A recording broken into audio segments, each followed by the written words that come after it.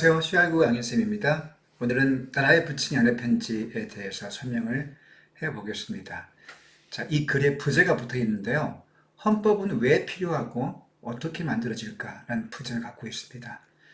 여러분들 헌법이라고 하는 것은 어떤 뜻이죠? 헌법은 한 나라의 국가, 한 국가의 근본이 되는 기본법을 가리킵니다. 그러니까 법 중의 법이라고 하죠. 법 중에 최고의 권위를 가진 법입니다. 그런데 뭐 형사소송법, 민사소송법 이런 같은 법, 행정법 이런 법률 체계가 이것들 위에 있지 않고요. 헌법이 가장 위에 있습니다. 그래서 다른 어떤 법으로도 이 헌법은 고칠 수가 없습니다.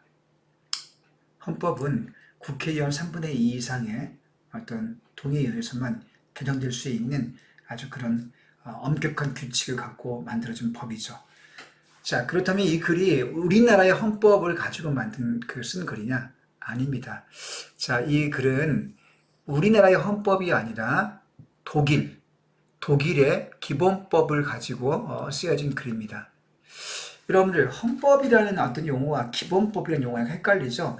자, 기본법은 또 뭐냐? 기본법은 다른 나라에서는 쓰지 않는 용어입니다. 오로지 독일에서만 사용되는 용어인데요. 자, 여러분들이 이 용어를 이해하려면 독일의 역사를 조금 알아야 됩니다. 그래야지 여러분들이 이 글의 흐름도 잘 이해할 수 있기 때문에 선생님이 독일의 최근에 20세기 이후에 특히 히틀러 이후의 역사를 잠깐 짤막하게 좀 설명을 해 보겠습니다. 여러분들 다 알다시피 독일이 히틀러 나치 정권이 독일이 세계 제2차 대전을 벌려서 1945년에 패전을 하죠. 자, 패전을 하고 그 독일이라는 그 나라를 한쪽은 소련이 또 한쪽은 미군과 연합군이 점령에 들어오죠. 마치 우리나라가 일본의 패전 이후에 남한과 북한에 소련과 미군의 군정이 실시된 것과 똑같은 그런 상황이 독일에서 벌어지게 됩니다. 그래서 1945년부터 1949년까지요. 9년까지 그 독일의 동쪽과 서쪽을 나누어서 한쪽은 미군정 그리고 한쪽은 소련 군정이 지배하는 시기가 있게 됩니다. 자, 이런 5, 6, 7, 8, 9, 5년 동안의 기간을 거치면서 비로소 1949년에 자, 동독과 서독이 가슴 아프지만 우리의 대한민국과 똑같이 분단을 겪게 됩니다. 그래서 한쪽은 자, 서독은 자본주의 자유주의 국가 그리고 동독은 사회주의 국가로 이렇게 분단이 되게 되는 거죠. 자, 이때 소독의 정치가들이 모였습니다. 소독의 정치가들이 모여서 이 독일의 기본법, 헌법을 만들려고 했는데 헌법이라는 용어를 쓰지 않고 기본법이라는 용어를 쓴 이유가 있습니다. 자, 이들이 아직 통일된 상태가 아니고 독일이 분단은 아픈 상태이기 때문에 분단이라는 어떤 일시적 현상을 염두에 두고 나중에 독일이 통일될 것을 기대했기 때문에 통일되기 전 분단 상태이므로 아직은 통일 독일의 그 전 단계인 그 법, 그래서 통일 독일의 어떤 기틀을 깔아주는 법이라 해서 기본법이라는 용어를 사용하게 됩니다. 이거는 분단된 독일, 분단된 서독 지역에서 정치가들이 만든 어떤 일시적인 성격의 법, 통일 이전의 헌법의 기본적인 성격으로 기본법이라는 명칭을 붙이게 됩니다. 분단 서독의 어떤 헌법이라고 볼 수 있죠. 그래서 이 기본법이라는 명칭은 독일에서만 사용되게 됩니다. 우리나라의 기본법은 용어가 존재하지 않고 대한민국 헌법이라고 하죠. 자, 그렇게 내용을 기억해 두면 되겠습니다. 따라서 이 기본법은 독일이 통일되기 전 서독의 법률 체계를 가리킵니다. 여러분, 독일 통일은 언제 됐냐면요. 1990년에 독일이 통일되게 됩니다. 그러니까 이 독일 기본법은 1949년에 만들어져서요. 1990년까지 통일 때까지, 통일 독일 때까지 이 법의 명칭이 사용되었고요. 그런데 통일 독일 이후에 독일 정치가들은 이 기본법이라는 명칭을 버리지 않고 지금도 사용하고 있다고 합니다. 그러니까 헌법이라는 용어를 쓰지 않고 있는 거죠. 그런 기본법이라는 명칭의 역사적 유래에 대해서 여러분들이 알아두시고요. 여러분들 그냥 이때 기본법은, 독일 기본법은 우리나라의 대한민국 헌법과 같은 어떤 성격을 지니고 있다라고 생각을 하시고, 다만 독일의 기본법은 나중에 독일 통일을 염두에 두고 그 이전 시대에 그 반쪽짜리 국가이기 때문에 소독이라는 어떤 분단된 국가 상태에서 나중에 통일을 염두에 두고 만든 법체계, 헌법체계를 가리킨다라고 생각하면 되겠습니다. 자, 우리에게 헌법이라는 법이 왜 필요하고 어떻게 만들어지느냐? 자, 그런 부제가 붙어 있습니다. 자, 논설문이고요. 그러나 설명적 내용이 들어 있습니다. 그리고 당연히 주장이 들어있는 설득적 내용을 갖고 있고요. 자, 주제 한번 확인해 보겠습니다. 미리. 자, 독일 기본법의 제정 과정, 그 과정을 설명을 하고 있고요. 자, 헌법을 지키는 것이 얼마나 중요한지에 대해서, 헌법을 보호하고 지키는 것의 중요성에 대해서 주장을 하고 있습니다. 자, 여기 통시적 설명이 살펴볼게요. 비교적 표현 설명, 이것들을 나중에 본문 설명할 때 여러분들이 꼭 확인해 두시기 바랍니다. 자, 이제 그럼 본문을 들어가 보도록 할까요? 자, 헌법에는 무슨 일이 있어도 바꿀 수 없는 조항이 있다. 자, 바꿀 수 없는 조항. 자, 왜 바꿀 수 없을까? 이걸 바꾸면 안 되기 때문이죠. 자, 예를 들면 인간의 존엄성을 규정을 담은 기본법 제1조. 이런 독일 기본법 제1조에는 이런 내용이 적혀 있습니다. 선생님이 한번 본문을 가지고 와 볼게요. 자, 여러분들이 필기를 한번 하시기 바랍니다. 선생님이 갖고 왔습니다. 여기 보시면요. 선생님이 지금 표시한 내용 보세요. 독일 기본법에 보면 여기에 이런 내용이 나와 있습니다. 그리고 대한민국 헌법이네요. 독일 기본법 가볼게요. 자, 인간의 제1조 1항입니다. 독일의. 인간의 존엄성은 침해되지 아니한다. 모든 국가 권력은 이 존엄성을 존중하고 보호할 의무를 진다라고 독일 기본법의 제 첫 번째 문장으로 인간의 존엄성을 규정하는 내용이 나와 있습니다. 그만큼 중요한 내용이기 때문이죠. 이거를 바꿀 수 없다는 얘기를 하고 있는 겁니다. 아시겠죠? 자, 그러니까 다시 와서 독일 기본법 제1조에는 인간의 존엄성, 아까 나왔죠? 존엄성을 강조하는 내용이 나와 있고 절대 바꿀 수 없다고 필자는 강조합니다. 그리고 기본법 제20조에 이런 내용이 있다고 적혀 있습니다. 자, 독일 연방공화국은 민주적 국가이고 법치 국가이다. 자, 모든 국가 권력은 국민으로부터 나온다. 자, 이런 항목은요, 우리나라 헌법에서 실려 있는데요. 모든 국가 권력은 국민에게서 나온다. 자, 국민이 국가 권력을 준 거라는 거죠. 그런 내용 강조하고 있는데요. 자, 이런 조항들은 헌법에도 분명히 명시되어 있듯이 결코 흔들리거나 수정되어서는 안 되고 영원히 지속되어야 한다. 그렇겠죠? 영원히 지속되어야 한다. 필자의 어떤 의견이나 주장이 계속 나오고 있나요? 자, 이는 연인들끼리 굳게 약속하는 사랑에 대한 명세보다 훨씬 더 영원하다. 자, 사랑에 대한 명세란 길어야 몇 달 혹은 몇 년이 고작이기 때문이다. 자, 사랑에 대한 맹세와, 맹세와 헌법의 어떤 지속성을 뭐하고 있습니까? 두 개를 대조하고 있네요. 그죠? 대조해서 설명하고 있습니다. 자, 지금 예시를 들고 있고요. 그 다음에 헌법 조항을 뭐하고 있습니까? 인용도 하고 있네요. 인용. 자, 여러분들 인용하고 있고, 여기에서, 자, 예를 들고 있습니다. 기본법의 인용과 예시가 동시에 내용 전개 방식으로 사용되고 있다는 걸 여러분들 기억을 돼야 되겠습니다. 자, 헌법은 국민이 국가에 쓰는 연애 편지다.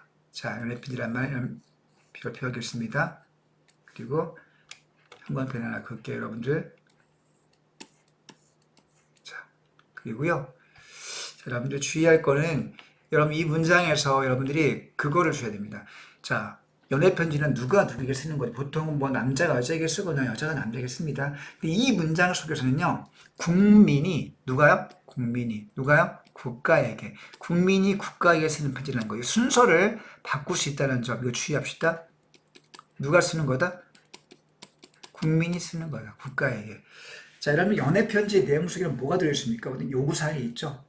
난 당신을 사랑해. 나에게 뭘 해줘. 이렇게 요구사항이 들어있습니다. 그럼 국민이 국가에게 무엇을 요구하느냐? 국민은 이 편지에서 자신이 나라에 무엇을 바라고, 국가에게 무엇을 바라고, 또, 자, 자신과 정부가 나라를 위해 무엇을 하고 싶고, 국민이 국가를 위해서 무엇을 하고 싶고, 무엇을 해야 하는지를 적습니다. 자, 이렇게. 자, 기본적으로 어떤 표현법을 쓰고 있습니까? 비유적 표현을 쓰고 있네요. 은유법을 쓰고 있습니다. 가장 중요한 내용은 되게 첫 문장에 나오듯이 이 연애편지의 첫 문장도 문자 메시지처럼 매우 짧게 압축되어 있습니다. 인간의 존엄은 침범할 수 없다. 아까 선생님이 독일 기본법 제1조 1항을 보여주었지만 인간의 존엄성을 명시해 놓고 있죠. 아주 짧게 압축되어 있습니다. 말이 길면 안 되는 거죠. 왜냐하면 헌법의 가장 중요한 내용이기 때문에 가장 중요한 내용은 말이 길어지면 안 됩니다. 짧아야 되는 거죠. 자, 침범할 수 없다. 다른 말 필요 없습니다. 자, 밑에 가보겠습니다.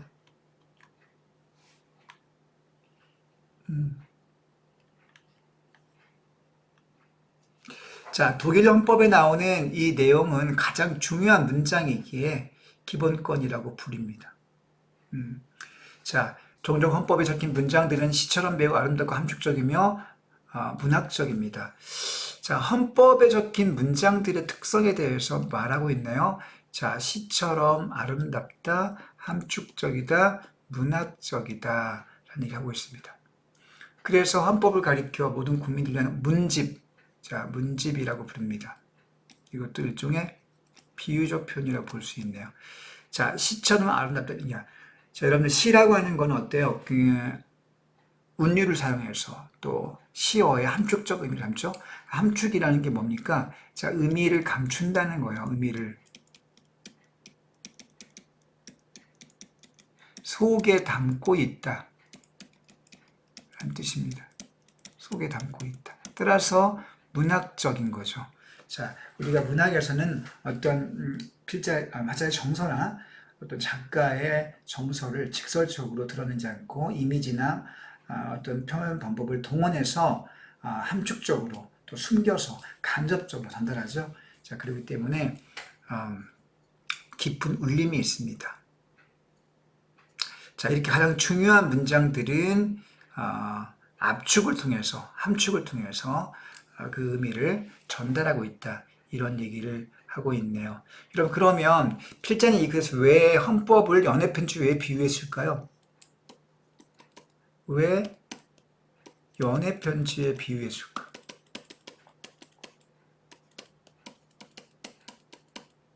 자, 여러분 적어보세요. 그 이유가 무엇인지 한번 생각을 해봅시다. 자, 그만큼 헌법은요. 그럼 연애편지가 뭡니까? 연인들 사이에 주고받는 정말 은밀하고 또 중요한 어떤 내용 아닙니까? 그만큼 헌법이 중요하고 절대적 내용을 담고 있다. 이런 얘기를 하고 있는 거죠. 그만큼 중요하다. 자, 이런 것들을 강조하기 위해서 이런 이야기를 하고 있습니다. 자, 여기까지가 서론이고요. 자, 다음 페이지 보도록 하겠습니다. 그러나 독일 기본법은 그렇게 시적이지 않다. 여러분들 주의할 게 지금 뭔가를 대조하고 있잖아요. 무엇을 대조하고 있습니까? 독일 기본법과 앞에 나오는 헌법이 되게 시적이다, 문학적이다, 그리고 함축적이다 이렇게 얘기를 하고 있는데 자, 이런 규정은요 독일 기본법과 차이를 보인다는 거죠. 그럼 앞에 있는 헌법은 어떤 헌법을 가리킨 걸까요? 자, 이거는 다른 일반적인 헌법, 다른 일반적 헌법의 특성을 가리키는 겁니다. 그래서 이렇게 여러분들 필기해 주세요. 앞에 페이지에 나왔던 헌법은 함축적 시적인 특징을 갖고 있는데 그것은 다른 일반적인 헌법의 특성을 가리키는 거고요. 독일의 기본법은 시적이지 않다고 얘기합니다. 그럼 독일 기본법은 대체 어떤 특성을 갖고 있길래 그렇게 됐을까요? 그 이유가 무엇일까요? 그럼 그 이유가 나옵니다. 자, 그 이유는 이렇게 바꿔볼 수 있겠네요. 기본법이 탄생할 당시, 탄생할 당시는 자 1949년입니다. 자, 독일이 히틀러가 2차 세계대전에서 패하고 난 후의 시기죠. 그러니까 1945년 5월 달에 독일 전쟁에서 패하죠. 그 이후에 자, 이 시기는 독일이 굉장히 힘든 시기입니다. 당시 독일의 산업 기반이 폭격에 의해서 엄청나게 파괴가 되고 어떤 그 독일의 생산 기능이 다 마비가 되고요. 수많은 젊은이들이 죽게 됐고 독일이 아주 처참하게 이렇게 망가진 상황인 거죠. 자, 그런 시대 상황이 미사역구로 치장할 만큼의 여유가 없고 힘들었다는 것을 뜻한다. 자, 미사역구로 치장, 이런 미사역구라는요. 자, 그 아름다운 단어, 아름다운 단어와 구절을 가리킵니다.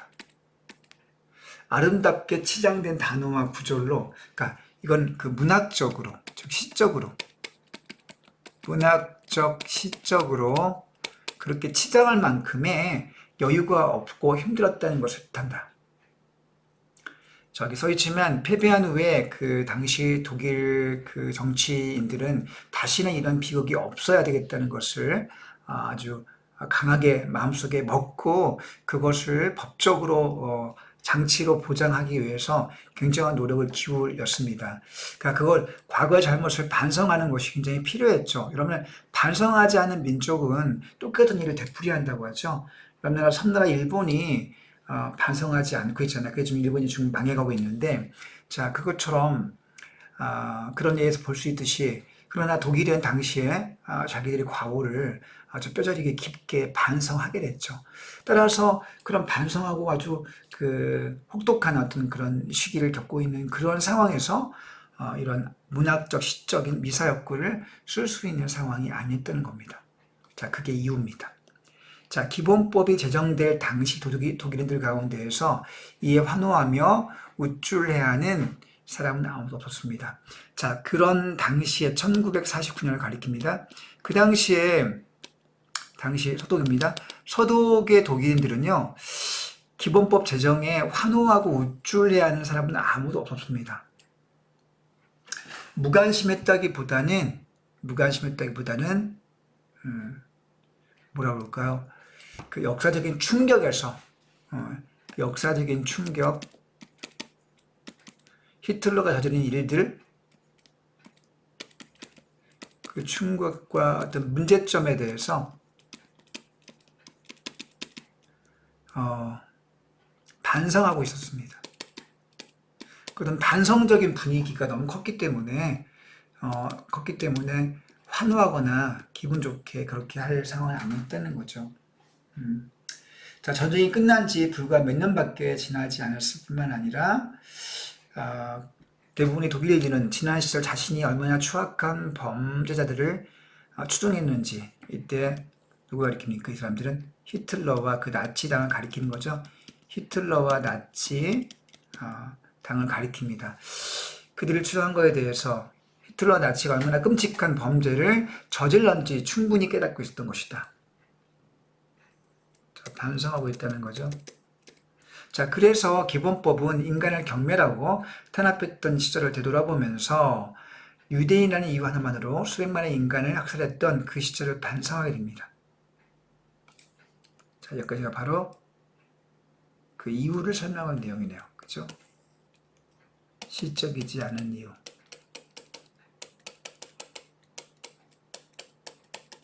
이유는 반성적인 어떤 태도가 더 지배적이기 때문에 그렇습니다.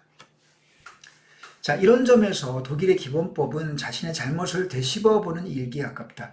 자, 아까 다른 헌법의 일반적인 어떤 특성은 시와 같다, 그죠? 시에 가까운 반면에 독일의 기본법은 뭐에 가깝습니까? 일기에 가깝습니다. 일기. 자, 아까 시와 반대라는 점, 이렇게 다시 한번 길게 화살표를 그어볼게요. 자, 중요한 내용이 나오기 때문에 여러분들 일단 이걸 좀 형광펜으로 색깔 바꿔볼게요. 자, 독일 기본법이 일기고 다른 헌법들은 어때요? 다른 헌법들은 시에 가깝다, 문학에 가깝다, 이런 얘기를 하고 있네요. 자, 굉장히 중요한 내용입니다. 자, 기본법은 반성을 통해 모든 인간은 똑같은 권리가 있다는 사실을 인정하기에 이르렀다. 자, 모든 인간에게, 이때 모든 인간은 당시 나치 치하에서 독일인들이 유대인을 핍박하고, 그죠? 인종차별했죠? 유대인을 포함한 모든 인간에게 똑같은 권리가 있다는 것을 드디어 기본법에서는 인정하고 법으로 명쾌하게 명시적으로 규정하게 됩니다. 자, 인간은 성, 혈통, 인종, 언어, 출생지, 신앙, 그리고 종교적, 정치적 신념 때문에 차별을 받으면 안 된다.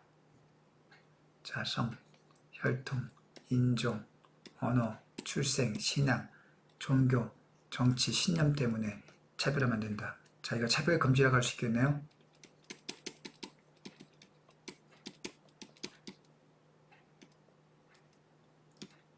요즘 우리나라에서 차별금지법에 대한 제정에 대한 찬반 논쟁이 막 생겨나고 있는데, 자, 독일의 기본법이 이미 그것을 금지 조항으로 명쾌하게 제3조 항목에서 명시해 놓고 있습니다.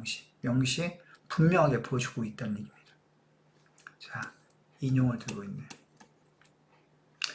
자, 그리고 기본법은 모든 재판부의 이러한 원칙들이 제대로 지켜지는지에 대한 감시할 임무를 맡겼습니다.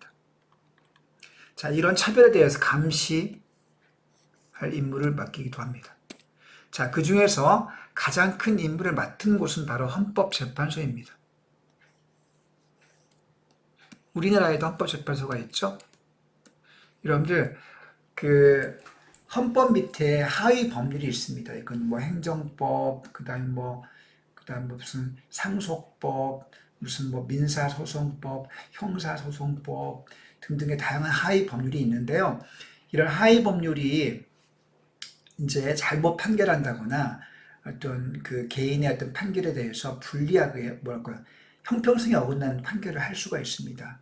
그럼 그 판결을 받은 개인이나 어떤 조직 집단이 그것의 억울함을 헌법재판소, 최고 권위기관의 재판소죠. 헌법재판소에 그걸 제소할 수 있는 그런 장치가 있습니다. 그것을 헌법재판소라고 하죠. 자, 최고 재판기관입니다.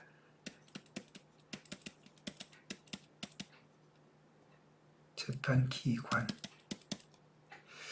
자, 감시할 임무를 누가 한다고요? 바로 헌법재판소가 한다는 얘기입니다. 자, 그 외에 기본법은 독이 다시는 잘못된 길로 빠져들지 않도록, 즉 독재자가 국가의 권력을 잡는 일이 없도록 이렇게 규정을 제정했다. 자, 독재 방지 규정. 독재자가 권력을 잡는 일이 없도록 규정을 두고 있다는 얘기입니다. 자, 독일이 나치 시대에 히틀러 시대에 저질렀던 유대인 차별과 학살, 그리고 그 히틀러 같은 독재자가 독점적으로 권력을 독점할 수 있도록 그 도와준 법적인 장치를, 그 뿌리를 없애기 위해서 그런 법들을, 그런 기본법의 정신들을 이 독일 기본법에 담고 있다는 이야기. 그런데 세모 쳐볼게요. 제2차 세계대전에서 패전한 독일인들은 이러한 생각이 뭡니까? 이러한 생각이, 자, 여러 가지 규정들을 기본법에 들어갈 내용들입니다. 이런 내용들을 자발적으로 하지는 못했습니다. 자, 앞에 소개한 내용들은 현재 기본법에 명시되어 있는 내용이긴 한데, 당시 패전 직후에 독일인들이 자발적으로 하지는 못했대요. 왜 그랬을까요? 자, 그거는 먹고 사는 문제 때문에 그랬습니다. 연합군의 폭격으로 파괴됐습니다. 그 당시 산업 기반의 거의 한 60% 가까이가 파괴됐다고 해요. 그리고 많은 도시가 잿더미가 되었습니다. 그래서 생산 기반이 사라졌기 때문에 굶주림과 궁핍에 시달려야 했던 그런 시기인 거죠. 자, 그런 시기였기 때문에 기본법을 스스로 제정할 생각을 하지 못했습니다. 자, 중요하네요. 뭐 때문에? 자, 전쟁으로 인한 산업 기반 시설 파괴, 그리고 궁핍, 굶주림. 자, 그런 것 때문에, 즉 먹고 사는 문제 때문에 독일인들이 당시에 자발적으로 기본법을 만들 생각을 못했던 얘기입니다. 자, 문제 나올 수 있죠. 독일인들은 이제 직후에 자발적으로 기본법을 만들었다? No, 자발적 아닙니다. 이것 때문에 자발적으로 하지 못했습니다. 자, 대부분의 사람들은 독일이라는 국가를 어떻게 새로 조직하냐는 것보다는 현실적인 굶주림, 현실적인 굶주림 문제에 대해서 더 큰 관심을 갖고 있었습니다. 절박했던 거죠. 자, 하지만 그러면 이런 기본법을 누가 만들자 했습니까? 자, 미국, 영국, 프랑스 같은 전승국들의 입장, 전승국, 자, 뭡니까? 전쟁에 승리한 국가들이죠. 그들의 입장은 달랐습니다. 자, 그들의 시각에서는 독일인들이요, 굉장히 능력 있는 민족인데 이게 또 나중에 똑같은 일을 벌일 수 있습니다. 그 민족성은 고치기 힘들거든요. 일본이 그런 것처럼 일본은 우리나라를 계속 침략을 해요. 고려시대 때부터, 삼국시대부터. 자, 그들은 독일이 다시는 예전과 같은 범죄를 저지르지 못하도록 국가의 기틀을 다시는 저지르지 못하도록 기틀을 다시 짜는 데 최우선 과제를 두었습니다. 전순국의 입장은 범죄를 다시 같은 범죄를 못 저지르게 하는 것. 독일인들은 굶주림 문제 해결. 자, 이런 입장 차이가 있었다는 거죠. 따라서 이런 입장의 차이 때문에 독일인들은 생각 못했습니다. 그래서 민주주의와 인권을 중시하는 새로운 헌법을 독일인들 스스로 만들어주겠습니다. 그래서 그들은 독일인들로 하여금 스스로 만들도록 뭐 한 거예요? 그렇게 요구한 거죠. 요구했습니다. 자, 그렇게 어떤 내용을 갖고 있습니까? 그들의 요구에 의해서 민주주의와 인권을 중시하는 새로운 헌법을 만들겠습니다.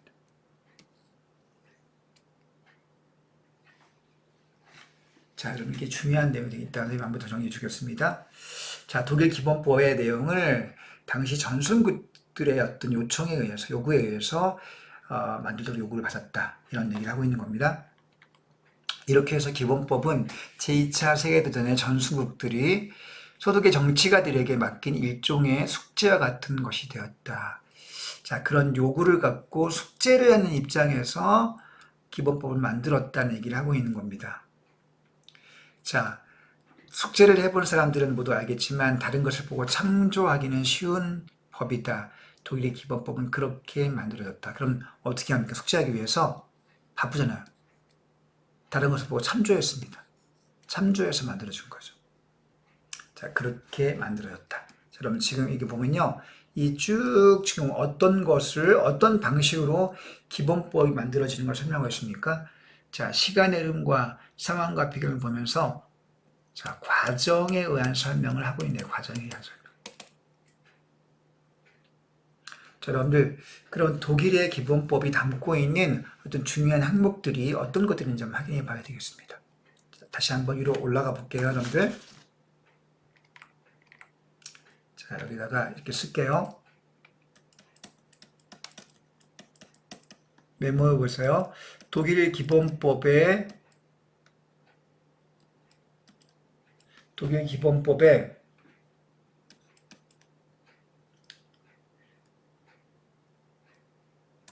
깔려 있는 기본적인 고려사항.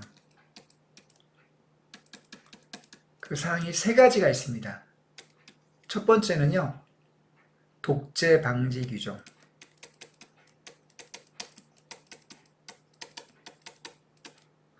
이런 독재 방지 규정, 이렇게 선생님 메모 쳐볼게요. 필기하세요. 독재 방지 규정 어디 있냐면요, 여기 있습니다, 여러분들. 아까 앞에 문단에 독재자가, 여기 보셨어요? 국가의 권력을 잡는 일이 없도록 규정을 둔다. 이게 바로 이 내용입니다. 독재 규정입니다, 이게. 자, 두 번째는요, 2번. 민주주의와 인권 중시.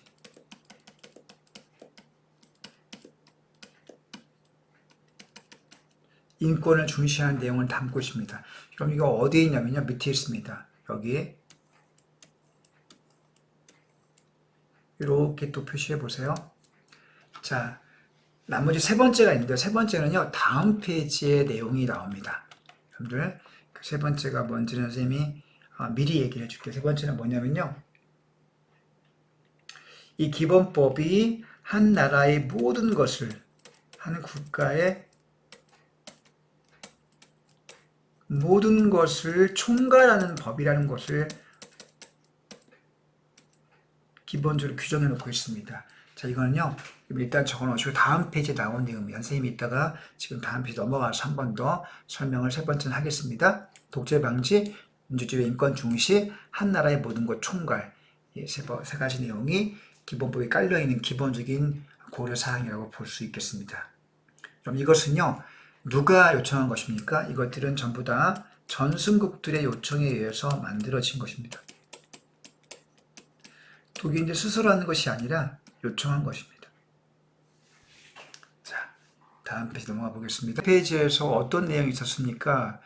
당시 전승국들의 요청에 의해서 독일 서독의 정치가들에게 기본법 만드는 요청을 했을 때 당시 정치가들은 어땠어요? 너무나 뭔가를 여유있게 할 수 있는 상황이 아니었기 때문에 마치 숙제하는 심정으로 당시 서독의 전승국들의 요구에 의해서 서독의 정치가들은 기본법을 제정할 때 마치 숙제하는 심정으로 했다는 거죠. 이런 숙제가 힘들잖아요. 숙제할 때 뭐가 필요합니까? 뭔가 참조할 대상이 필요하죠. 독일의 기본법 만들 때 참조할 대상 법이 필요했습니다. 그 법이 어디에서 왔을까요? 그거는 과거 독일에 참조할 법은요, 바로 과거 독일에 있던 헌법이 두 개 있었습니다. 자, 그 두 개가 뭐가 있냐면요, 참조할 만한 민주적 헌법 두 개. 첫 번째는 바이마르 공화국 헌법입니다. 자, 이거는 1차 세계대전 직후에 탄생한, 이게 아마 1917년, 8년, 9년 이쯤 됩니다. 그리고요, 두 번째 참조할 만한 헌법은 1849년 더 위로 거슬러 올라가서 독일 혁명적 민주주의자들이 만들어준 제국헌법. 1849년에 이 두 가지 헌법은 민주적인 내용을 담고 있었다는 내용이에요. 자, 두 가지를 참조한 이유가 있습니다. 자, 이 두 가지 헌법은요, 자, 이 두 헌법, 참조할 두 헌법의 공통점.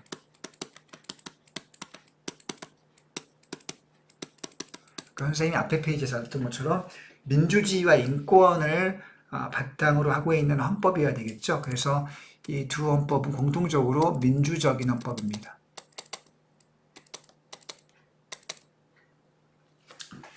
자, 그 밖에 나치에 의해 탄압받았던 수많은 정치가 중에는 전쟁 동안에 장차 이 나라의 기틀을 어떻게 새로 짤 것인가를 두고 깊이 숙고는 깊이 생각한다 뜻입니다. 그런 사람들이 있었습니다. 히틀러와 나치 제국의 탄압에서 살아남아 있는 그들은 전쟁이 끝나자 새로운 헌법을 구상하며 헌법 제정에 참여했습니다. 자, 이들이 모여서요, 오랫동안 연구하고 몇 개월 동안 이 헌법을 기본법을 만들기 위해서 이 바이마르 헌법과 제국헌법을 바탕으로 해서 아주 깊이 있게 토론하고 연구해서 기본법의 내용 기틀을 만들게 됩니다. 자, 이들이 1948년 9월 1일 본, 이런 본은요, 당시 분단된 서독의 행정 수도입니다. 당시 전통적으로 독일의 수도는 베를린이었는데, 분단되면서 이 베를린이 이제 동독 지역이 있게 되고, 그 베를린을 나눠서 반쪽에 동베를린은 동독고, 서베를린은 서독거였지만 이 도시가 반쪽 서베를린 쪽이 동독의 큰 영토 안에 들어가는, 마치 뭐라고 해야 될까요? 동독의 집안에 들어있는 조금만 땅 한쪽, 그렇기 때문에 수도가 본으로 바뀝니다. 서독의 수도가 본이에요. 자, 이 본에서 만납니다. 그러나 전쟁으로 황폐해진 독일에는 당시 큰 회의장이 없었기 때문에 그들이 모인 곳은 특이한 장소인 퀸이 박물관, 포유류 전시실, 자, 특이한 장소에서 모입니다. 한 나라의 기초를 세우는 헌법을 괴상한 장소에서 만든 나라는 아마 독일밖에는 아마 없을 것입니다. 그날의 분위기는 아주 엄숙했습니다. 무거웠다는 거죠. 정말 좋은 뜻을 갖고 모이긴 했지만 마음 한켠에는 어디 뭔가 개운치 않은 구석이 있었습니다.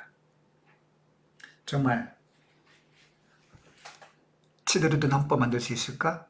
당연히 그런 걱정했겠죠. 기본권, 행정과 정부에 관한 규정, 입법부와 사법부에 관한 규정들을 포함해서 한 나라의 모든 것을 총괄하는, 자, 헌법의 기본적인 틀을 말하고 있네요. 자, 한 나라의 모든 것을 총괄하는 법을 만들 수 있을까? 이 바로 세 번째 고려사항입니다.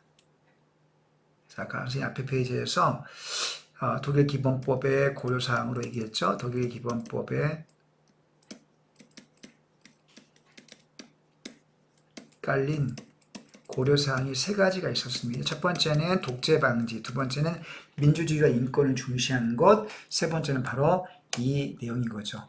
한 나라의 모든 것을, 한번더 읽겠습니다. 총괄하는 좋은 헌법을 만들 수 있을까?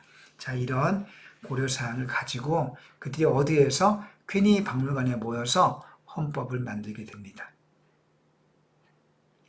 한 1년 가까이 연구합니다. 모여서 1949년 하반기에 9월달인가요? 그것을 기본법 제정을 만들게 되는 거죠. 자, 그 다음 달라 보겠습니다. 그것은 불가능한 일이었다. 그것이 가리키는 내용이 뭘까? 한 나라의 모든 것을 총괄하는 것을 만드는 것. 왜 그랬을까요? 만들면 되는 거 아닙니까? 왜 그것이 안 됐을까요? 당시 독일이 동서로 나뉘어져 있기 때문이죠. 동서로 분단됐습니다. 아까 얘기했듯이 서쪽은 자유주의 국가, 자본주의 국가인 서독이, 동쪽은 사회주의 국가인 동독으로 분단되었기 때문에 반쪽짜리였던 거죠. 자, 이것은 독일인들의 자기 의지에 의한 것은 아니고 당시 전승국들인 한쪽이 러시아와 당시의 소련, 한쪽은 미국을 포함한 연합군 쪽, 자, 그렇게 됐기 때문에 그 동독과 서독 쪽 모든 독일인들을 포괄할 수 있는 그런 헌법 만드는 것은 사실상 불가능했습니다. 그래서 어떡합니까? 할 수 없이 독일의 동쪽 부분은 동독은 제외한 거죠. 동독을 제외하고 소독에만 한정된 헌법 제정하기로 합니다. 이것은 어때요? 어쩔 수 없는 한계네요. 한계가 있을 수밖에 없습니다. 자, 동독을 점령하고 있던 소련인들은 다른 체제의 헌법을 구상하고 있었기 때문에 동독과 서독의 정치인들이 한자리에 모여 다른 체제의 헌법, 바로 사회주의죠. 사회주의, 공산주의 헌법을 구상하고 있었기 때문에 그 헌법 법칙의 내용을 통일되게 만들 수가 없던 것입니다. 우리나라의 남한과 북한의 법이 다른 것처럼 당시에 소독과 동독이 똑같이 그랬던 거죠. 자, 그래서 그들이 한 자리에 모여서 하나의 헌법을 만들 수가 없었습니다. 그래서 동물 박쥐들이 들어서 있는 본회한 박물관에 모인 소독의 정치인들은 소독에만 한정된 헌법을 만듦으로써 나라의 분단을 고착화하지 않을까 심각하게 염려했습니다. 자, 이건 어쩔 수 없는 선택이긴 한데, 자, 이거 분단이 여러분 고착화라고 하면 고착은 단단해진다. 단단하게 들러붙는다. 단단하게 들러붙음 이란 뜻입니다. 자, 소독에 한정된 법을 만들었을 때 문제점, 이라는 문제점. 현관펜 거야 되겠네요. 자, 문제점 현관펜 거보고요. 바로 분단 고착화입니다. 굉장히 중요한 내용이네요. 자, 밑에 가볼게요.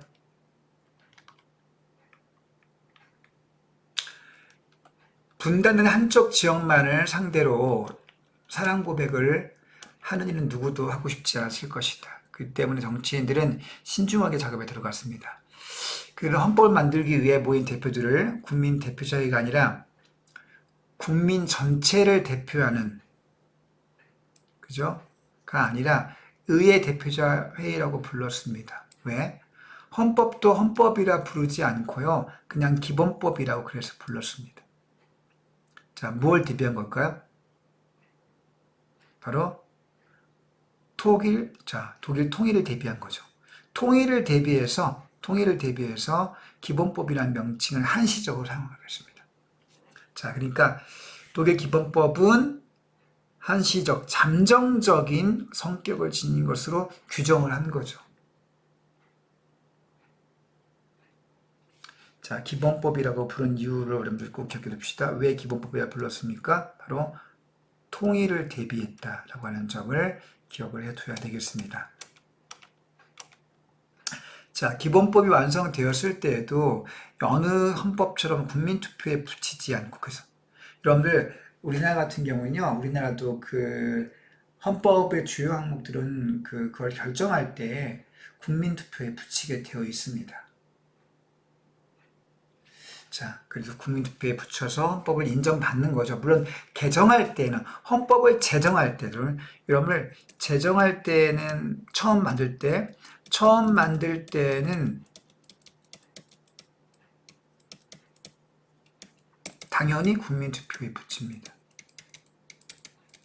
그런데요, 중간에 개정 일부분을 고칠 때는요, 국민투표에 붙이지 않고 국회의원 3분의 2 이상의 찬성으로 국회에서 고칠 수 있습니다.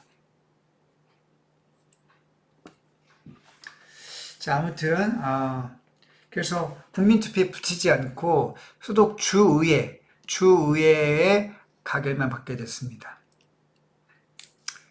자, 왜냐하면 잠정적인 성격을 지닌 헌법이기 때문에 그렇죠. 새 출발하는 독일로서는 정말 여러모로 자랑스러운 헌법을 만들고 싶었지만 안타깝게도 다음 페이지 보겠습니다. 좋은 게 있네요. 필기 좀 하고 넘어가겠습니다. 여기 마지막 단락을 좀 묶어주세요. 자, 여기 내용을 정리해보면 기본법이 잠정적인 성격을 지니고 있음을 지금 말하고 있네요. 옆에 묶어서 메모하시기 바랍니다. 기본법의 잠정적인 성격을 말하고 있다. 왜? 분단 상태의 법률이기 때문에. 그렇죠? 다시 올라가서 좀 더 위쪽에 올라가 볼게요. 필겠습니까?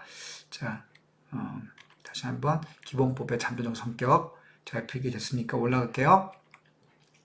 자, 윗단락의 내용을 또 묶어볼게요. 여기서 보면 문제점을 아까 한 번 더 적어보겠습니다. 문제점을 서술하고 있습니다.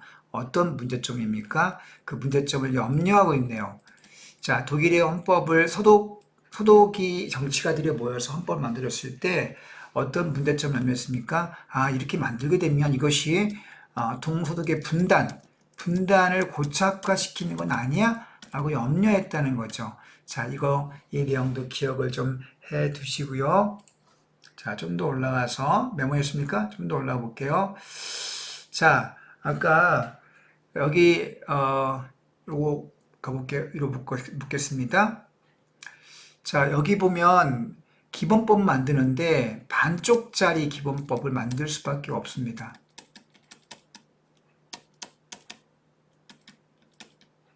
반쪽짜리다. 소독이만 한정된 그런 반쪽짜리 기본법 만들기로 하는 거죠. 자, 이렇게 할 수밖에 없는 이유가, 반쪽이 되는 이유가 무엇입니까? 그것은 분단 때문이죠. 이것도 메모를 해 두겠습니다. 자, 이렇게 메모한 상태에서 이제 다음 페이지로 넘어가 보겠습니다. 이 내용, 여기 페이지부터는요, 내용이 좀 이렇게 중요한 내용, 복잡한 내용은 없습니다. 쭉 읽어 내려가면서 빨리빨리 정리할게요. 자, 기본법 만드는 작업에 참여했던 사람들은 소독을 정식 국가로 보지 않았다. 당시 소독의 정치가들은 정식 국가로 보지 않았대요. 왜? 아직 분단됐기 때문에. 소독은 부득이한 사정으로 임시로 만들어진 국가였고 임시국가라는 얘기를 하고 있네요. 기본법 역시 통일되는 그날까지 잠정적으로 제정된 잠정적인 헌법일 뿐이었다. 따라서 기본법 전문이라고 하는 건요. 그 제1조 그 1항 이전에 실린 헌법의 기본 정신을 정리한 내용입니다. 그러니까 1조 1항 그 앞에 나와 있는 그 1조 1항 이전에 실려 있는 기본 정신을 표현한 문장입니다. 자, 거기에 이런 내용이 명시되어 있다는 거죠. 자, 독일 국민이 새로운 국가 체제를 만든 것은 과도기적 성격을 지니고 있으며 기본법은 제정 작업에 함께 참여하지 못한 동독 주민들에게도 적용된다. 보세요. 자, 과도기적이다. 그리고 동독 주민들에게 적용. 여러분들, 그럼 생각해 봅시다. 이 법을 만든 사람들 서독인들인데요.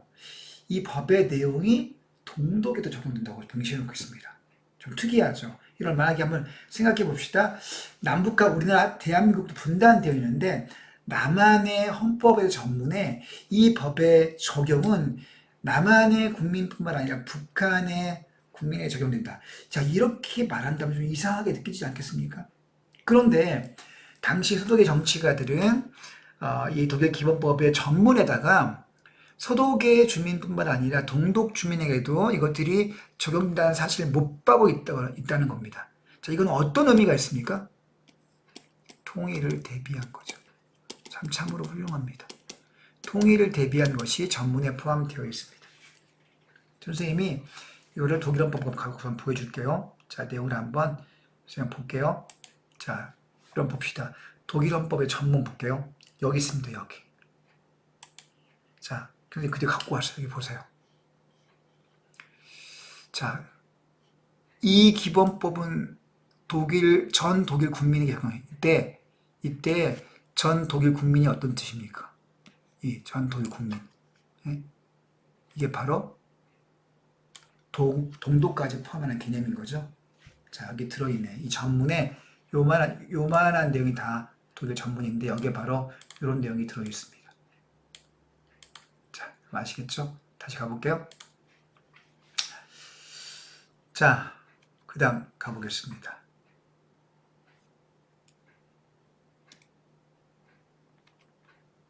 자, 기본법의 임시적인 성격에도 불구하고 정치인들은 하나의 꿈을 갖고 있었다. 자, 그들의 꿈은 뭘까요? 당연한 거 아닙니까? 자, 어떤 꿈입니까? 통일의 꿈인 거죠.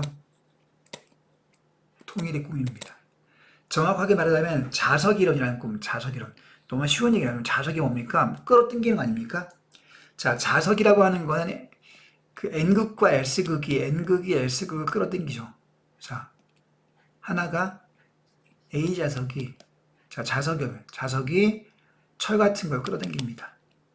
철 같은 걸요. 자, 정치뿐만 아니라 경제적으로도 훌륭한 국가를 건설하면 동독 역시 자석에 이끌리듯 자연스럽게 끌려 들어올 수밖에 없다고 생각한 것이다. 여러분들, 그러니까 소독이 동독을 끌어들인다는 얘기는 뭡니까? 흡수 통일이죠. 이런, 그러니까 뭐라 그럴까요? 대등한 통일이라기보다는 발전된 독일을 서독을 발전시켜서 그 국력을 가지고 동독을 끌어들이자. 자, 이런 식의 발상을 하고 있었습니다. 이걸 바로 자석이라고 불렀네요. 자석 이론. 줄이면 흡수 통일 이론입니다. 자, 서독이 정치와 경제에서 훌륭한 국가를 건설하면 동독이 끌려와서 통일될 수밖에 없다고 본 거죠. 여기서 자석의 핵은 기본법이다. 자, 그런 정신을 담고 만들었다는 얘기입니다. 자, 독일 통일의 기본법이 중심이 되어야 한다는 생각을 갖고 만들었다는 거죠. 자, 그 다음 볼게요. 기본법은 국가행정을 규정하는 법률보다 더 많은 것을 제공해야 했고 가훈이나 학칙보다 더 훨씬 정교해야 했다. 당연한 거 아닙니까? 이러한 꿈은 결국 실현되었다. 자, 꿈이 실현되었대요. 언제? 1990년에 독일이 통일됩니다. 몇 년 만에? 자, 50년 만에. 그러니까 40년 만에. 40년 만에 통일됩니다. 1949년에 기본법을 만들었으니까 거의 40년 만에 통일된 거죠. 자, 물론 기본법을 제정할 당시에 생각했던 것보다 훨씬 더 많은 시간이 필요했다는 말이다. 소독인들은 자신들이 얼마나 훌륭한 헌법을 가지고 있고 헌법에서 보장한 기본권들이 얼마나 소중한 보물이었는지 깨닫게 되기까지 20-30년이 걸렸습니다. 그리고 기본법이 진정으로 또 힘을 발휘하기까지는 또 몇십 년을. 자, 토탈 40년이 걸렸다는 얘기입니다. 40년 마침내 통일되었습니다. 꿈이 실현된 거죠. 다시 말해서 동독이 자석에 끌리듯 기본법 안으로 들어왔던 것이다. 이런 얘기를 하고 있네요. 여러분들 지금 어때요? 이거 보면 시간적으로 1949년부터 다시 고칠게요. 1949년부터 언제까지? 1990년까지 통일되기까지 그 시간의 흐름을 과정을 쭉 설명하고 있지 않습니까? 여러분들, 자, 이렇게 시간의 흐름에 따라서 설명하는 방식을 우리가 어떤 구성이라고 하죠? 적어 보겠습니다. 통시적 구성, 통시적 전개라고 합니다. 100% 문제에 나와요. 이런 통시란 말이 무슨 뜻입니까? 시간을 통과한다. 시간을 통한다. 자, 같은 의미인 거죠. 통시란 말 꼭 기억해 둡시다. 자, 그 다음 보겠습니다. 한 나라의 헌법이 얼마나 큰 힘을 가질 수 있는지를 이것만큼 잘 보여주는 예가 어디 있을까? 50년 전 기본법이 과도기적 의미로 제정되었다고 쓰여진 전문의 바로 그 자리에는 이제 다음과 같은 자랑스러운 문구가 대신하고 있습니다. 여러분, 당시에는요, 아까 당시에는 동독을 위해, 동독 주민도 포함된다고 써있는데, 그 동독 주민도 포함되어 있다. 앞에 가봅시다, 여러분들. 보세요. 아까, 당시에 그 49년 기본법에는 동독 주민들 이렇게 써있지 않습니까? 근데 이 내용이 밑으로 쭉 살펴볼게요. 밑으로 가봅시다. 어떻게 됩니까? 이 내용이 이렇게 와서, 독일 국민 전체, 민족 전체라고 내용이 바뀌어 있네요. 그죠? 어디에서? 앞에는 당시 1949년 기본법에는 동독이라고 전문에 써 있던 것이, 자, 이게 아마 2000년도 초반에 쓰여진 글입니다. 여기에는 독일 민족 전체라고 써 있습니다. 동독에서. 자, 이렇게 바뀌었다는 거죠. 자, 문구가 대신 이렇게 바뀌었습니다. 자, 그러나 기본법은 모든 것에 원칙이 되는 성격을 서서히 이뤄하고 있다. 여기서 글이 끝난 게 아니고요. 이 기본법이 모든 것에 원칙이 되는 성격, 서서히 이뤄가고 있다. 자, 이런 무슨 말입니까? 기본법의 정신이 훼손되고 있다는 이야기를, 새로운 이야기를 하고 있네요. 여러분 주의합시다. 자, 앞에까지는 이제 통일되면서 독일 기본법이 이제 꿈이 실현되었다는 얘기를 했습니다. 꿈이 실현되는데, 그러나 서서히 그 기본법의 정신이 훼손되고 있대요. 여러분, 기본법의 정신이 훼손되고 있다? 왜 그럴까요? 자, 필자가 뭔 얘기를 덧붙이고 있습니다. 어떤 얘기가 덧붙여지고 있을까요? 여러분 주의해서 잘 봅시다. 자, 지난 몇 년 사이에 개정된 기본. 자, 기본법이 개정됐다고 하네요. 어떻게 개정되었을까요? 국민의 기본권이 2차례 제한되었습니다. 기본권의 제한. 자, 그 제한 내용이 뭘까요? 한 번은 난민의 망명권에 대한 제한. 난민의 망명권. 난민은요, 전쟁이나 정치적인 어떤 그 이유로 그 국가를 떠나서 다른 국가로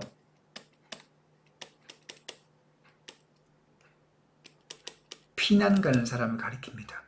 자, 전쟁이나 혹은 정치적 이유로 인해서 다른 국가로 목숨을 부지하기 위해서, 자, 목숨을 부지하기 위해서 피난하는 사람들, 그 사람들을 난민이라고 합니다.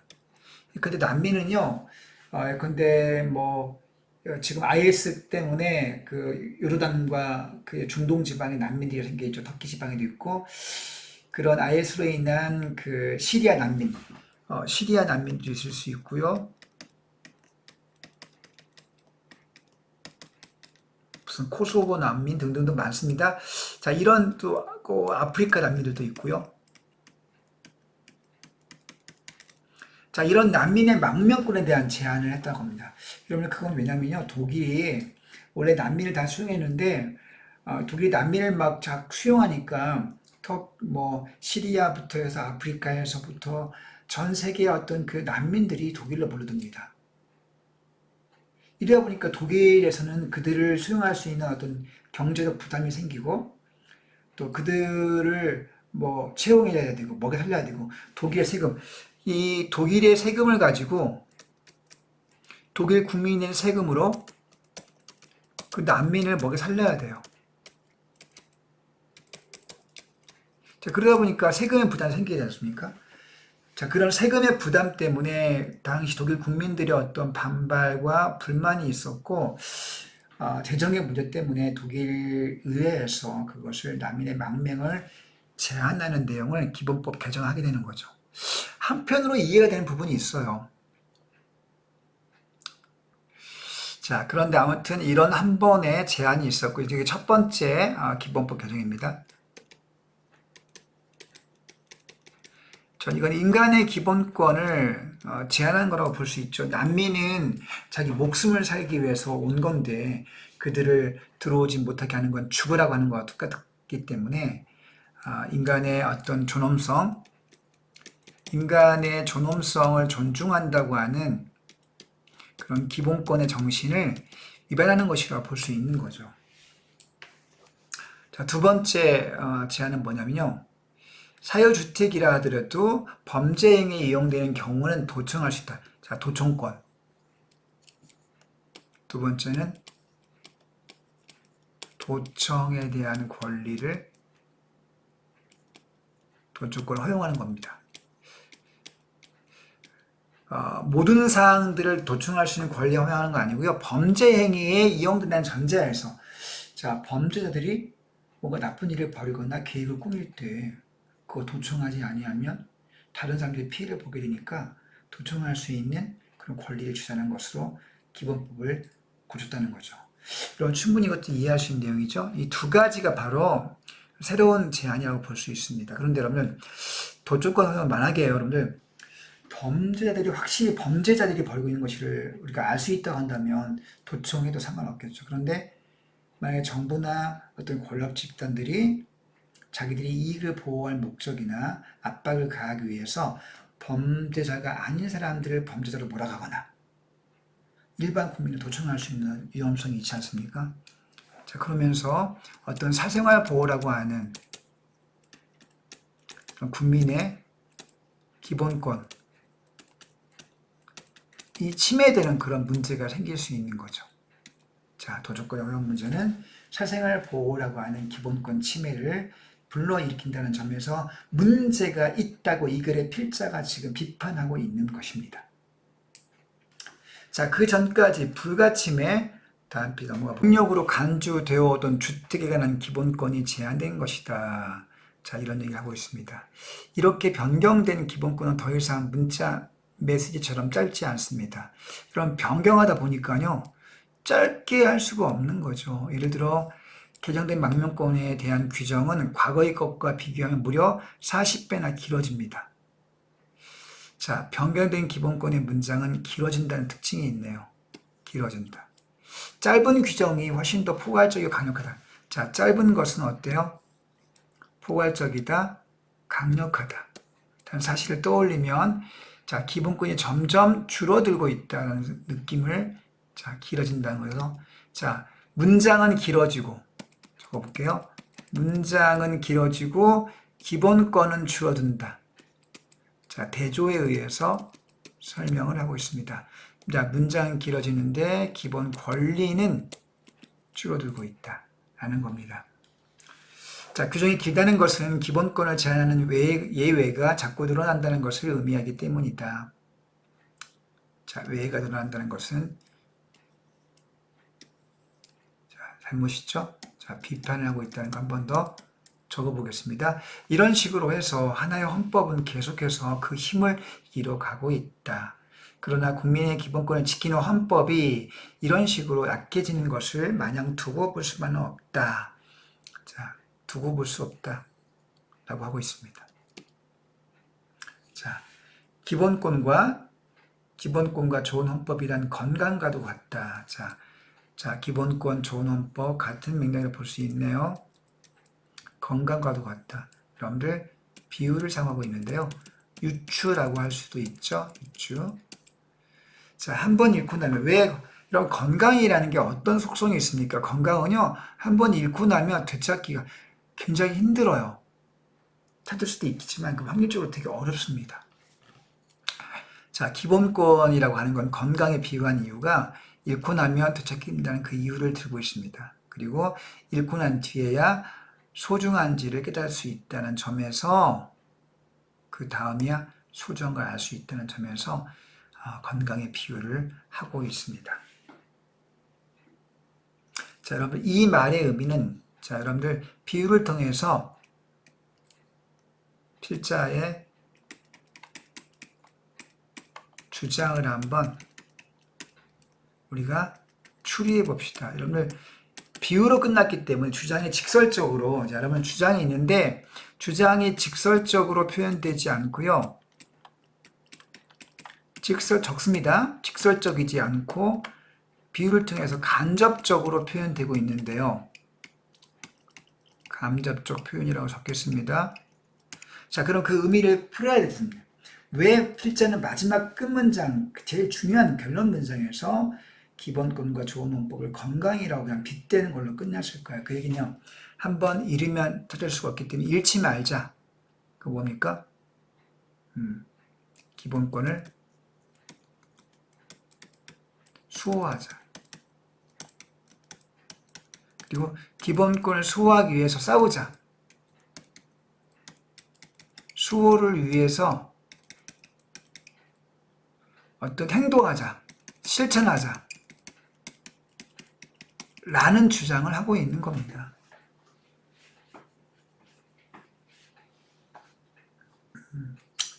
자, 이런 점 강조해 주고요. 자, 읽기 전에 왼쪽에 가볼게요. 왼쪽에 써 있네요. 건강에 비유한 이유. 자, 읽기 전에 지키자를 강조하기 위해서라는 거 한 번 더 선생님이 필기 왼쪽에 해두겠습니다. 자, 여러분 이제 본문 설명을 마치고요. 학습 활동 넘어가 보겠습니다. 주소를 펼쳐놓으시고 답이 써진 거를 참고해서 빨리빨리 필기를 하시기 바랍니다. 확인하기 바랍니다. 자, 우선 첫 번째 과정을 한번 정리해 봤을 때, 자, 제동 당시에 사회적 상황 어땠습니까? 전쟁 직후 먹을 게 굉장히 잘 박혔죠? 먹고 사는 문제 잘 박혔습니다. 그래서 스스로 할 수 없었습니다. 그래서 결국 전순국의 요구에 의해서, 중요한 전순국 자, 누구 때문에? 전수국의 요구로 만들었다는 사실을 기억해 두고요. 자, 참여자 누구였습니까? 소속의 정치가들이 만들었죠. 참조한 헌법 두 가지 있었습니다. 자, 첫 번째는 바이마르 공화국 헌법이고 두 번째는 자, 제국헌법이었죠. 이것들은 둘 다의 공통점 뭐였습니까? 둘 다 민주적인 내용을 담고 있는 헌법들입니다. 자, 그럼에도 불구하고 한계가 있습니다. 어떤 한계가 있습니까? 자, 분단되어서 따라서 독일 당시 기본법은 임시적으로, 잠정적으로 반쪽짜리 헌법에 불과했던 사실을 우리가 기억해 둬야 되겠습니다. 자, 다음 문제 가볼게요. 자, 기본법 만든 사람들은 당시 그 기본법을 꿈이라고 표현했고요. 자석 이론으로 표현해서 나중에 이제 통일을 꿈꾸죠. 자, 통일을 꿈꿨습니다. 자, 이것을 가지고 한번 내용을 정리해 보면요. 통일 전에 기본법 전문에, 자, 통일 전에는 뭐라고 써 있습니까? 동독 주민이라고 써 있습니다. 자, 그런데, 자, 이것을 과도기적으로 규정했습니다. 왜냐하면은, 소독의 정치가들이 만들었기 때문에, 소독에만 국한된 그 헌법이었지만, 나중에 통일을 대비해서 동독 주민들에게도 적용된다고 이미 못을 박아놓은 거죠. 자, 그래서 소독이 열심히 경제 발전시켜서 독일을 흡수 통일한다고 했습니다. 그래서 동독을 어떻게 흡수 통일 했죠? 자석처럼. 따라서 자, 이제 동독에서 뭘로? 독일 전체로 바뀌게 됩니다. 전문 내용이. 자, 이거는 어때요? 통일이 되면 완전한 기법을 만들어서 자, 그렇게 하겠다는 의지. 자, 이건 의지를 담고 있는 내용입니다. 자, 그 다음 내용 가볼게요. 자, 필자는 현재 기본권 규정이 길어진 거에 대해서 부정적 입장을 드러내고 있습니다. 그 이유는 무엇일까요? 자, 규정이 짧은 것이 더 포괄적이고 강력하다라고 생각하고 있습니다. 규정이 길어진다고 하는 건 어때요? 어떤 의미입니까? 기본권의 제한이 커지고 있다. 따라서 이것을 좋지 않게 보고 있는 것입니다. 자, 넘어가겠습니다. 문제는요, 헌법이라는 계약서의 갑이라는 제목으로 쓰여진 글인데요. 이건요, 우리나라 문유석 씨라는 분이 신문에 쓴 기사입니다. 자, 이건 신문 기사인데요. 신문 기사에서 헌법을 뭐에 빗댔습니까? 계약서에 빗댄 일종의 비유라고 할 수 있는데요. 자, 헌법을 계약서라고 빗댔습니다. 이건 아까 우리가 여러분 기억납니까? 앞에 글에서 필자가 독일의 기본법, 독일의 헌법을 뭐에 빗댔습니까? 국민이 국가에 붙이는 연애편지다 이렇게 비유했죠. 그 연애편지라는 비유와 계약서라는 비유의 의미의 차이가 있습니다. 이 두 개의 차이를 정리해 보는 게 이 글의 목적이고요. 자, 이거를 두 개가 비교하는 문제는 반드시 출제가 될 것이기 때문에 여러분들 꼭 정리해서 기억해 둬야 합니다. 내용 볼게요. 자, 여기서 보면 이렇게 나옵니다. 크고 아름다운 말일수록 다른 뜻을 갖고 있다. 그렇죠. 그리고 사람들의 가치관은 다양합니다.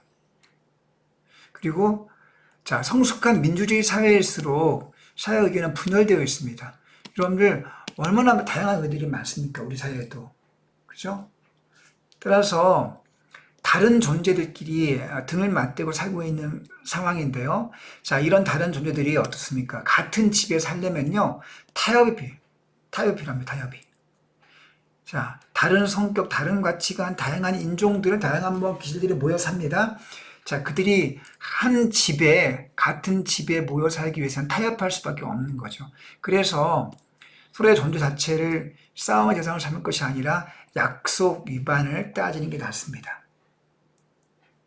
타협하기 위해서 약속을 정했다는 거죠. 그 약속이 바로 헌법이라고 말하고 있습니다. 필자는 헌법을 뭐라고 봅니까? 다양한 존재가 서로 등을 지고 살기 위해서 필요한 약속이다라고 그렇게 말합니다. 약속은 반드시 지켜야 하는 거죠. 자, 필자는 헌법을 약속이라고 일단 규정해 놓고 있습니다. 자, 다음 단락. 자, 그동안 사람들은 헌법에 큰 관심을 갖지 않았던 데 이유가 있습니다. 헌법에 여러분도 헌법 관심 있습니까? 별 관심 없죠? 큰 관심을 갖지 않는 그 이유가 무엇이라고 하고 있냐면, 법이란 게 여러분, 법이란 거는요, 뭐뭐 하지 마, 뭐뭐 하지 마 같이, 규율하거나, 그때 규율은 어떤 규칙 같은 거, 또 하지 말아야 구속 같은, 구속이라고 하는 거 어때요? 구속은 사람을, 붙들어 매는 사람을 붙들어 매는 어떤 것, 그러니까 움직이지 못하게 붙들어 매는 것이 구속입니다. 그러니까 법이라고 하는 게 누군가를 규칙으로 얽어매거나 아니면 붙들어 매는 구속 같은 것으로 생각했기 때문입니다. 이건 부정적 의미인 거죠. 자, 우리가 인터넷 검색창에 한번 헌법을 쳐봅시다. 자, 그 헌법을 쳐보면요, 거기에 자, 이렇게 마지막에 헌법에 열거되지 아니한 이유로 경시되지 아니한다 이렇게 말이 끝납니다. 자, 다시 말하면 국민이 시키는 일을 맡아 할 이들을 어떻게 고용하고, 자, 이때 국민이 시키는 일을 맡아야 할 이들을 공무원. 자, 공무원을 어떻게 고용하고, 이건 국가 공무원입니다. 장관, 무슨 총리, 이런 사람들을 가리키죠. 자, 국가 공무원들을 어떻게 고용하고, 계약은 얼마 하고, 자, 의무는 무엇이고, 어떻게 징계하는지 등의 내용이 적혀 있습니다. 자, 이것들은 다 어때요? 규율이자 구속에 관한 내용을 갖고 있는 거죠. 그죠? 이것들을 보면, 자, 규율과 규칙, 규율과 구속의 내용, 규칙의 내용으로 헌법이 대부분 써 있다는 거죠. 자, 재판에서 이기는 당사자는 소리를 버럭버럭 지르거나 다짜고짜 우는 사람이 아닙니다. 여러분, 재판에서 이길 때 재판 이기는 사람들은요, 소리를 지르거나 우는 사람이 아니고요, 빼도 박도 못할 계약서 자, 계약서 조항을 어떻게 법적인 권리를 그냥 감정을 소리를 지거나 울고 감정을 앞세우지 않고 어떻게 객관적인 근거, 계약서는 객관적인 근거, 즉 감정이 아닌이라고 적어보세요. 감정이 아닌 객관적인 근거를 갖고 와서 들이미는 사람이 재판에서 굉장히 유리하죠. 자, 권리를 가진 자는 그걸 당당하게 주장하면 됩니다. 은혜를 베풀 것을 호소할 필요도 없고 윽박지를 끌 필요도 없습니다. 자, 그만큼 계약서가 큰 힘이 있다는, 자, 계약서의 위력에 대해서 표시해 볼게요. 를 정리해 놓고 있습니다. 집주인과 임대차, 계약서, 업주와 아르바이트 계약서, 대기업과 납품 계약서를 써보는 사람들이 알 것이다. 헌법이라는 계약서의 값. 자, 헌법은 뭐다? 계약서이다. 자, 은유법을 쓰고 있네요. 은유, 비유법을 쓰고 있습니다. 그것의 값, 여러분, 값이라고 하는 게 어떤 뜻입니까? 값이라는 말은요, 등급을 매길 때 그 첫째를 가리켜서 값이라고 합니다. 그러니까 first, 첫 번째 권리자를 값이라고 하는 거죠. 자, 그 값은 국민이다. 계약서의 값은 국가가 아니고 누구라고요? 국민이라는 얘기를 하고 있습니다. 자, 중앙일보에 실려있던 그런 글을 갖고 왔네요. 자, 이 글에서 밑에 보겠습니다. 각각 헌법을 무엇이라고 표현하고 있습니까? 자, 본문에서는, 자, 앞에 글 쓰니 연애필자라고 했죠? 자, 그 이유는 뭡니까? 무엇을 바라고, 무엇을 하고 싶고, 무엇을 해야 하는지를 규정하고 있다. 자, 앞글은 연애편지라고 규정을 해놓고요. 그리고 지난날에 대한 반성을 담은 일기. 자, 연애편지 내지는 일기라고 두 가지로 비교했습니다. 연애편지이다, 일기이다. 한편 이 글, 자, 이 글은 어떻게 정의했습니까? 헌법을 계약서라고 표현하고 있는데 그것은 구성원 사이의 약속이라고 보기 때문입니다. 자, 이 글에서 각각 헌법은 지켜야 한다는 당위성을 어떻게 설명하고 있습니까? 자, 앞에 글에서는요, 앞에 글에서 자, 독일의 기본법에는 국가가 잘못된 길로 갔을 때 그렇게 가지 않기 위한 조항들과 반드시 지켜야 할 기본 원칙들을 담고 있다고 했습니다. 그리고 그 조항은 연인들의 사랑의 맹세보다 더 영원한 것이다 는 얘기를 하고 있습니다. 따라서 더 영원한 것이기 때문에 수정되면 안 된다라고 했습니다. 자, 한편 자, 윗글에서는 어떻게 하고 있습니까? 헌법이란 사회 구성들의 약속이기 때문에 지켜야 한다라고 하고 있네요. 자, 별로 어려운 내용 아닙니다. 자, 마지막 페이지는 우리나라 헌법 총강의 일부분을 가지고 왔네요. 여러분들 굉장히 어떻게 여기 잠깐 볼게요. 대한민국 1조 2항에 굉장히 중요한 내용이 있습니다. 국민의 주권 누구한테 있다? 국민에게 있고 권력은 누구에서? 국민에게서 나온다. 유명한 얘기죠. 영화 변호인에서 그 송강호가 연기했던 그 영화에서 법정에서 했던 그 유명한 대사가 되겠습니다. 그 다음 또 볼까요?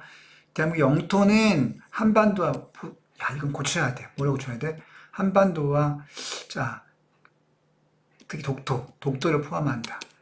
이렇게 고치면 좋겠습니다. 일본의 도발을 헌법으로부터 확실하게 좀 못 박아둬야 되겠고요. 자, 통일을 지향한다. 당연한 거 아닙니까? 대신 통일 어떻게? 평화적 통일로 한다. 당연하네요. 무력 통일이 아니고. 자, 그 다음 침략 전쟁을 부인한다. 여러분들 우리가 좀 힘이 있다고 다른 약속을 침략하면 안 되겠죠? 이건 당연한 거 아니겠습니까? 자, 국군은 정치적 중립성을 지켜야 한다. 여러분들 옛날 박정희 대통령 같은 경우에 또 전두환 같은 경우에 군대를 출동시켜서 쿠데타를 일으키고 정권을 잡았지 않습니까? 그런 것들을 헌법에 적용해서 헌법에서 자, 이거 뭡니까? 군인들의 어떤 쿠데타, 정치적 쿠데타를 방지하는 어떤 목적이 있는 거네요. 자, 헌법에 다 이런 게 들어있습니다. 자, 외국인도 그 지위를 보장해야 된다. 그죠? 그 다음 공무원, 이런 얘기를 다 하고 있습니다. 자, 밑에 항목들은요, 별로 중요한 내용 없습니다. 자, 여러분 이렇게 해서 설명을 마칩니다. 좀 긴 시간이 걸렸는데요. 그럼 정리를 잘 하시고 시험에서 꼭 좋은 결과 있기를 선생님은 응원합니다. 여러분 화이팅! 안녕!